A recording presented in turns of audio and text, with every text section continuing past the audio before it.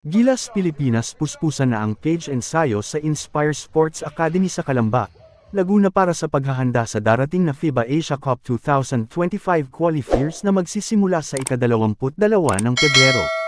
Mula sa unang araw ay makikitang kumpleto ang 12 manlalaro na napili ni Coach Tim Cone. Mararamdaman sa kanila na excited sila sa kanilang bagong coach at bagong sistema para sa ating national team, hindi katulad ng dati na matagal bago dumating ang mga napiling manlalaro. Ang iba may kanya-kanyang dahilan, ibang-iba ngayon. Ramdam mo sa kanila na sabik sila magkasama-samang muli at excited silang matuto sa kanilang bagong head coach na si Coach Tim Cone.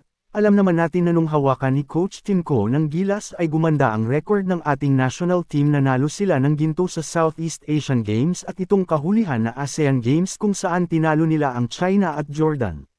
Ngayong nakabalik na ating naturalized player na si kabayan Justin Brownlee ay umaasa si Coach Tim Cone na maganda ang magiging resulta at the future is bright ika nga para sa ating national team dahil malaki ang tiwala ni Coach Tim kay Brownlee. Dagdag niya pa sa tagal na ng pagsasama nila ni JB ay kilalang kilala na nila ang isa't isa at palagay na dito ang loob niya. Sinabi rin ni Coach Tim na ang pagsasama ng mga batang player at mga veterano sa ating national team ay magandang proseso para sa bawat manlalaro dahil matututo ang mga batang player sa tulong ng mga veteranong player at mas maganda rin na habang maaga ay ma-develop pa nila ang kanilang mga talento. Dagdag pa ni Coach na focus sila sa chemistry ng buong team kaya pinili na agad niya ang kanyang Final 12 para sila na talaga ang magkakasama sa loob ng 4 na taon.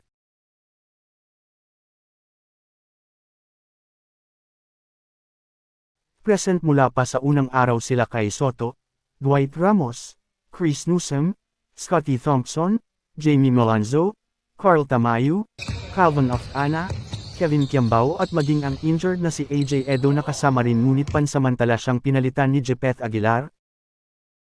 Maliban kay Junmar Fajardo at si Jay Perez na kasalukuyan pang nagpapahinga dahil sa kakatapos lang na championship match sa PBA Commissioner's Cup.